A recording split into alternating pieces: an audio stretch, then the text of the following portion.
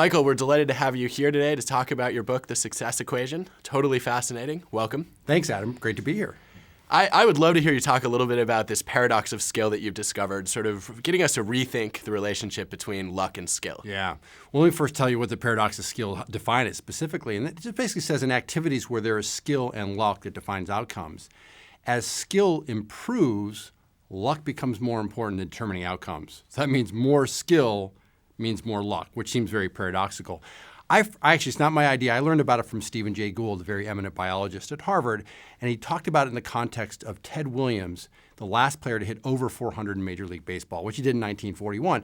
And Gould was sort of wondering, why has no one been able to achieve over 400 since that time? And he looked at things like, maybe because the guys play at night or they travel too much.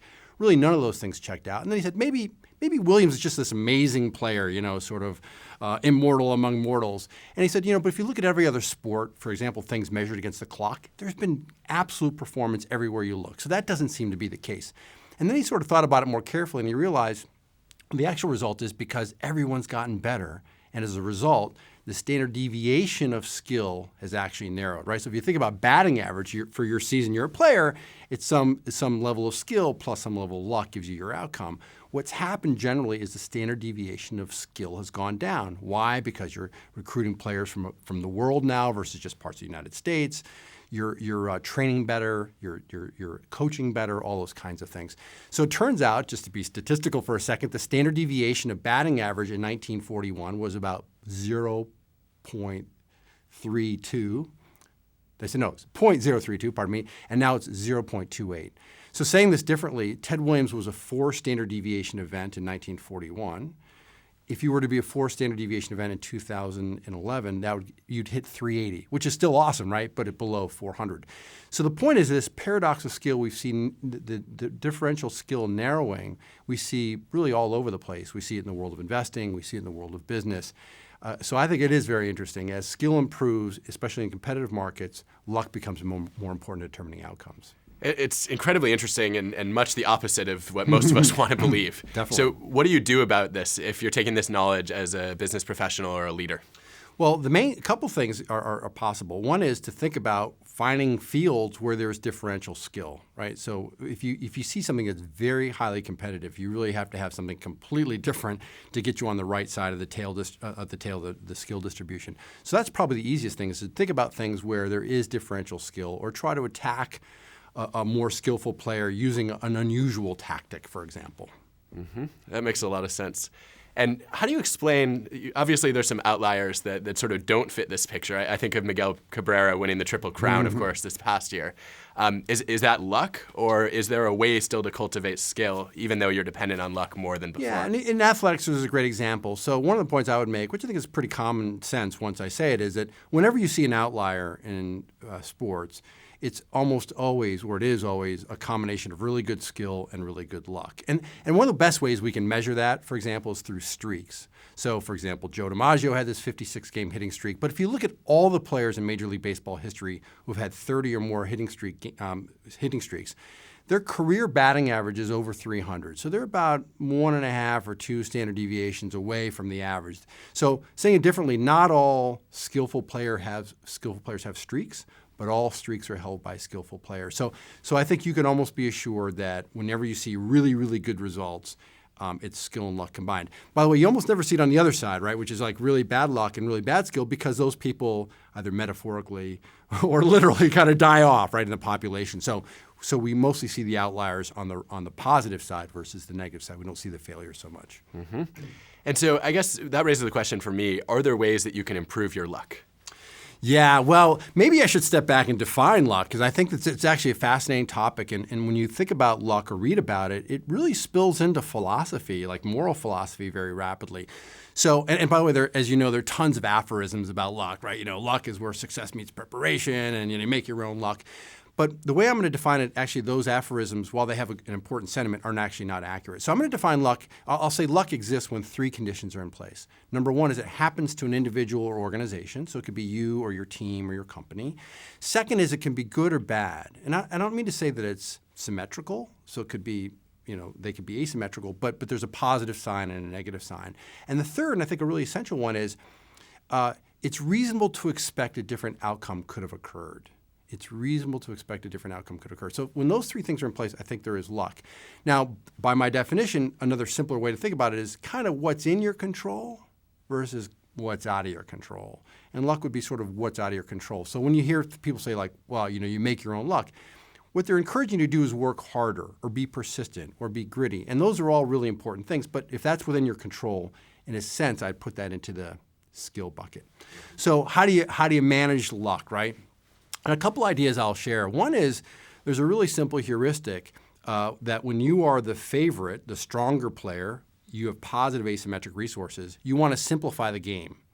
When you're the underdog, you want to complicate the game. So that would be one example. And of course, the canonical example is David versus Goliath. And by the way, which is really a wonderful story if you read the whole story. But interesting, sort of David comes up and he's delivering stuff to his brothers, and he's sort of like, there's this ruckus going on. They go, what's going on?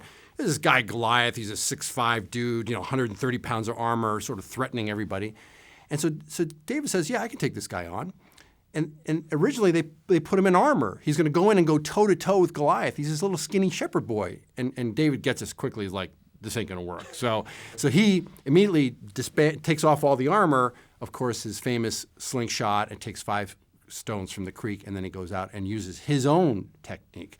So in business, that would be, for example, disruptive innovation. So rather than going straight at the leader, you kind of come out with a flank strategy. In warfare, it would be guerrilla strategies versus, again, toe-to-toe.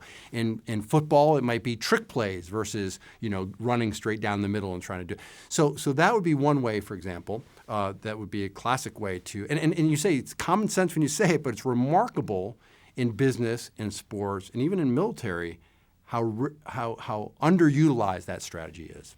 Yeah, I think that makes a lot of sense. And it raises sort of another interesting question, which is you're familiar with the really robust evidence for overconfidence. That if you take any sort of standard study, David Dunning and his colleagues, I think, have done some of the most interesting ones. People assume about 90% of any people you would ask would assume they're above average on any given attribute, intelligence, skill, et cetera.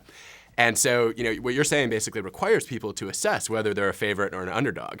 We know people are biased toward thinking that they're favorites. So how do you temper that level of overconfidence to make good judgments about how to change the rules of a game? Yeah, that's a really interesting one. Part of this is, one of the frameworks I like on this is going back to sort of the Danny Kahneman really Tversky idea of inside versus outside view, right? So you're very familiar with this. But the outside views, the inside view says when we're trying to solve a problem or tackle something, the typical way that we do it, and this is where I think overconfidence plays into this, is we kind of gather lots of information about the situation, we combine it with our own inputs, and then we project into the future, right? So sort of almost, I wouldn't say idiosyncratic might be strong, but it's sort of your own point of view. The outside view, by contrast, says I'm going to look at that problem as an instance of a larger reference class. So I'm going to ask what happened when other people were in this situation before. And I think that's one of the ways to sort of temper that overconfidence, to say rather than looking at this sort of my own unique situation where I think I'm above average, I'm going to look at what's happened to everybody else that's tried this before. Now, I actually am ambivalent about this argument on one level, right? Because if you're an entrepreneur, like we want entrepreneurs, but we know that a high percentage of them are going to fail, right? But we know that some small percent are going to succeed and create an enormous amount of value for society and so forth. So you want the entrepreneurs to get out of bed in the morning and go like, I'm going to go take the mountain, right? But if you step back and said, statistically, right, that's probably not a great. So I'm a little bit ambivalent about the argument, but that would be one of the ways I think to try to temper that. The other thing I'll mention quickly on this is, and I think there's a really interesting literature of this, it's called undersampling failure, right, which is people, a company or a team will pursue a particular strategy and they'll succeed wildly. Another team or company will pursue a very similar strategy and fail. But of course, the failures go away. And so what happens is you walk along and go, okay, what strategy works? And you see that strategy and you see success. And so you say, that's got to be great. You undersample failure. So that's another way to sort of temper some of the thinking, is to say, I want to understand really the entirety of what's happened with this strategy, for example. So that might be some ideas about how to mitigate the overconfidence. Yeah, I think that's very helpful. And it actually connects to one of your other really interesting points in the book, which is about using better statistics.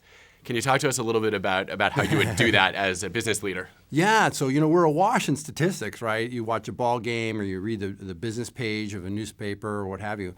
And we know that they're not all created equally, right? So what makes for a useful statistic? And what I basically argue for, well, I actually got this from the sabermetrics guys, the sports statistics guys, is you really want two things. One is you want persistence, and the second is you want predictive value. So persistence simply means that the actual statistic is correlated from one period to the next. So for instance, if I know your batting average for 2012, it would correlate highly with your batting average in 2013, or how well it would correlate would be a measure of persistence. The second thing is predictive value. So you want that statistic to actually correlate highly with the objective you're trying to achieve. So for example, in baseball on offense, you're trying to generate runs.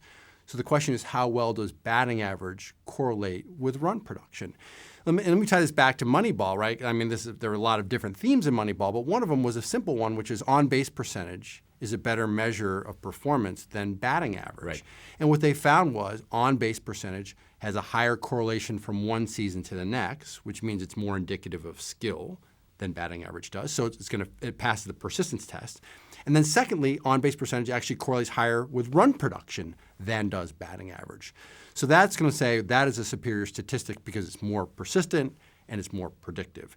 And I should have backed up and said high persistence is almost always indicative of high skill. Low persistence, typically lots of luck. So let's take sort of maybe an exception to that rule, which is when you think about the interdependence of different players on a baseball team, or for example in a company too. You could assume that, given on-base percentage is attributable to skill, but then you end up batting right after another highly talented batter, and that's going to increase in general your on-base percentage, right? Yeah. So how do you decouple sort of the individual skill from the context in which you find yourself? Super difficult, right? Super difficult. So part of when I did the work on on-base percentage, I actually to try to sidestep the problem you just articulated, I did it on a team level versus an individual level. I think that, of course, they're going to roll up on some level, but you're right. And so I think it's a major step in the right direction, but in some ways it can be a fairly blunt instrument. So I think they're really careful statistical people, try to understand exactly if you're batting in a different order, what have you, what impact will that have, and try to measure that out and try to extract that effect. But this also leads to another point that's more broad, which is, for example, to take sports, which is very simple.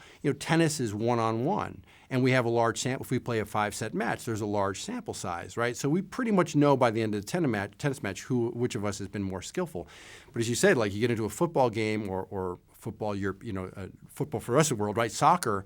There are a lot of players, a lot of interaction, and identifying those effects of individuals is a vastly more challenging task. Now, again, it doesn't mean you shouldn't try or try to gain some insight into doing that, but you're right, the degree of difficulty goes up as you add complexity. And of course, corporations, same thing. There's a lot of moving parts, very difficult often to say this, that, or the other cause one thing or another. So you mentioned Danny Kahneman's work earlier, and he's added another really interesting variable to the equation, which is, are you working in an environment that's stable and predictable or much more turbulent? And he's made the point that you can rely on your skill and your expertise and your intuition much more in a predictable environment. But most of us don't have the luxury anymore of working in these very predictable environments. So how do you think about navigating a more uncertain world? Yeah, this is such a fascinating topic. I wrote a chapter about this in my prior book, and I called it The Expert Squeeze. And I basically said the main way to think about expertise is to think about precisely that continuum you just laid out. So what's interesting, in some fields, the environment's stable. I like to often say it's stable and linear, so cause and effect are very clear. In those realms, you can train your system one, what Danny calls, so you can train your sort of subconscious to be really good. The challenge is increasingly, especially in a business setting, is that computers are taking on those tasks, professional tasks, and can do them very efficiently and cheaply. So experts are good at those, but increasingly there's an encroachment from technology and that's a challenging situation. The opposite extreme, as you point out, are environments that are unstable and nonlinear. And there we know that experts are very poor predictors, and there's really no way to train your system one, your subconscious. And so I always love to make this distinction, and especially I'm in the finance business, the big deal, between experience and expertise. And people often think that experience and expertise sort of equal each other, and that's true on the stable side of the continuum. But when you're on the unstable, nonlinear side of the continuum, your experience really doesn't. And the key to expertise, is having a predictive model that works. And you don't really have a predictive model that works. So there we know that experts do very, very poorly in their predictions. And by the way, this is early 2013. This is the time of year everybody's making predictions about what's going to happen. And of course, most people that keep track of those things know that they're notoriously very poor. What's interesting, though, is that we're seeing in some cases, called the wisdom of crowds, that collectives can be more effective than experts in making judgments in those kinds of areas under certain conditions. So I call this the expert squeeze because experts are getting squeezed on this unstable nonlinear side by wisdom of crowds properly harnessed, and they're getting squeezed on the other side by computers and technology, and there's less space in the middle for the experts to navigate than they used to have. So I think this is the fundamental first question to ask is the problem I'm trying to think about, where is it on that continuum from stable linear to unstable nonlinear? And that really dictates a lot about how you should think about solving it and by what means and techniques as well. Mm-hmm. So to build on that, it seems like unlearning is a big part of the equation there. There's some work that Nancy Rothbard here in Wharton was involved in showing that people actually, when they move from one company to another, end up getting hurt by experience because they carry a lot of baggage with them about what worked in a particular context that's no longer relevant to their new context. Do you have any wisdom to share about how to unlearn some of those things? No, I don't. But this is such a big theme in all of social psychology, right? Which is the context of where you are is incredibly important in shaping the decisions that you make. So, right, you have certain experience. You're socialized within an organization a certain way. And so those experiences and even imprintings, so the kind of first kinds of experiences you have kind of deeply carry you through your decision-making for often the rest of your career. So I think it's a really hard thing to unlearn. But it can be at the same time very useful just to be mindful that while we love to think of ourselves as rational and objective and fact-based in our own decisions, is that social context, be it new or old organization or whatever is going around you, is deeply influential in how you decide. And that inserts a lot of humility, but maybe raises awareness to help people get more effective at making their decisions. Mm-hmm. So you work in the world of finance. How do you take all this knowledge and apply it to achieve success in your own job? Yeah. So there are a number of different angles on that. One is that I call it macro aware but macro agnostic, which is to say spend as little time as possible predicting sort of big things in the world. You have to be aware of what's going on, obviously, and how those things may, in fact, have an impact on various scenarios that might happen for a company or an economy, but try to be macro-aware, macro-agnostic. The second thing is just thinking about what statistics are useful, for example, to apply that template to thinking about money managers. So, for example, which money manager is likely to succeed in the future? And we know that past results are typically an ineffective way to anticipate future results. But an isolation on process, a manager's process, might give us a better insight. So there are statistical ways that we can start to get a glimpse at process. I think they can be very helpful. Another thing I'll mention is, you mentioned overconfidence before. We talked about that. That's also rife, obviously, in the investment business. And even as an analyst trying to anticipate a company's performance, one of the classic ways that shows up is people project ranges of outcomes, for example, sales growth rates or profit levels, that are vastly too narrow. In other words, they're overconfident in their own ability to understand the future. So just getting people to widen out those ranges, to think more robustly about that can be very, very helpful. So there's almost no facet of finance where these ideas don't touch and can't help. Very hard to do day to day, but awareness and then again, tools and techniques to try to manage it, to minimize the mistakes, I think is of great value. So you managed to do all of this and keep up to date on the latest evidence that might inform these practices. How do you juggle these two things simultaneously? Yeah, part of it is I'm pretty bad at everything is the answer. So, no, I think a lot of it is just a natural curiosity. Also, one of the things that's been very helpful for me is teaching as an adjunct. So I'm not a real professor like you are, but a heralded professor. But being an adjunct for me has been very helpful. In part, the way I think about it is to try to take the very best of what academics bring to the table and the very best of practitioners. So what academics do, I think that's very helpful, is tend to be rigorous. They're using the scientific method to understand and explore ideas. But they're not always totally practical. So I think what the practitioners bring to it is, hey, we have to make money and we have to have a practical angle on it. So taking the best of both of those worlds and trying to combine them, I think, is what's been, for me, the most satisfying aspect of this. And again, if there's something you can draw from the world of academia that can improve your performance in some way, That's great. And I'll say this, that it's interesting. I've been at Columbia. I'm about to start my 21st year teaching there. And when I started there was really no behavioral finance program. In fact, I often recommend the students take negotiation courses because that was the closest you got to sort of tapping into some of these ideas from what we now call behavioral finance. That's obviously come a long way, and I think these are extraordinarily useful ideas, but shockingly, there are whole generations, including my own generation, of people who never learn this in the classroom. Unless you go out on your own, in effect, and learn these things now and try to put them into your process, you sort of have a blind spot in a lot of your decision making. So that's also a fascinating thing. So a lot of people running corporations have never learned about these ideas, and they have this blind spot. And trying to fill that in a little bit, I think, has been a really, really fun activity. I think that's a wonderful call to action. And Michael, thank you for joining us today. My pleasure. Thanks.